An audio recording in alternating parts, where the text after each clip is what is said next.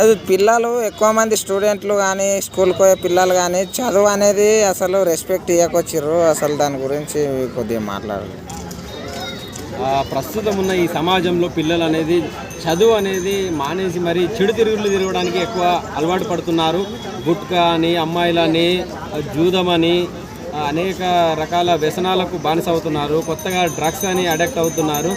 So ఇలాంటివన్నీ మానేసి పిల్లలు మంచిగా చదువుకుంటే వాళ్ళ భవిష్యత్తు బాగుంటుంది. అది ఒకసారి పిల్లలు గమనించుకోవాలి. అదేవిధంగా ఈ అమ్మాయిలను ఎక్కువ ఇది చేయడం వలన, పేరెంట్స్ ఫ్రీగా వదిలేయడం వలన అమ్మాయిలు కూడా ఓయో రూమ్స్ అని, కొత్తగా లివింగ్ రూమ్స్ అని అబ్బాయిలతో విచ్చలవిడిగా తిరగడం వల్ల పిల్లలు చెడిపోవడం జరుగుతుంది. ఏదైనప్పటికీ పిల్లలు మంచిగా చదువుకుంటేనే ఈ దేశానికి భావి భారత పౌరులుగా ఈ దేశానికి మంచి పేరు తెస్తారు. కాబట్టి చదువు అనేది చాలా ముఖ్యం.